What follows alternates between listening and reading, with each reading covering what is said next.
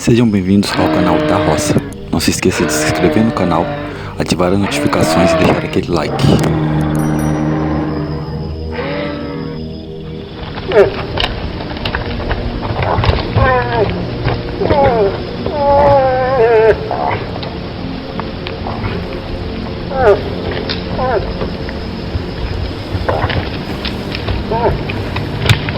Hoje vamos falar um pouco sobre as características e curiosidades sobre os alces.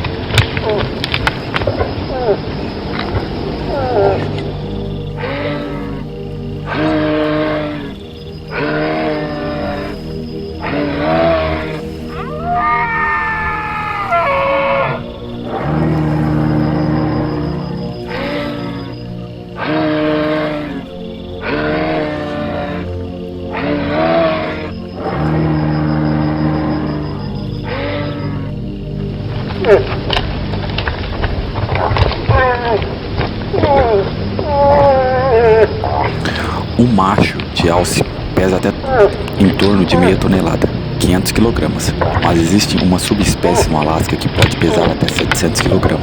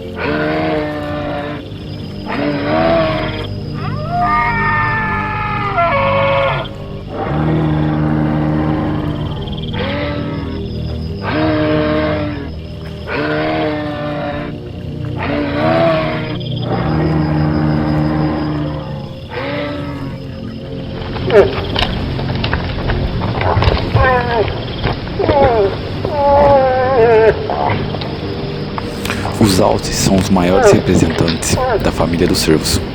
Os machos usam chifres gigantes em suas cabeças, que caem a cada inverno. Esses chifres são um pouco diferentes em forma de chifres de veado. Eles ajudam o alce a ouvir melhor.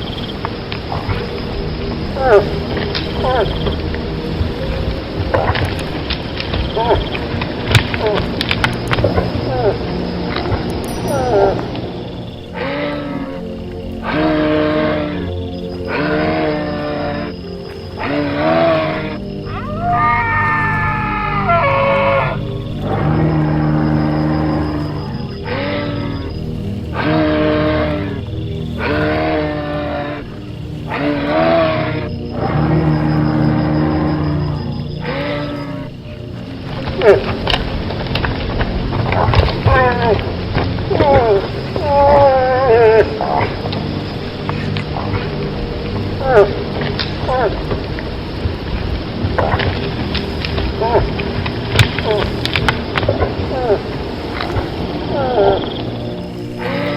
chifre dos alces podem pesar até 35 quilos, os maiores chifres de um mamífero no mundo.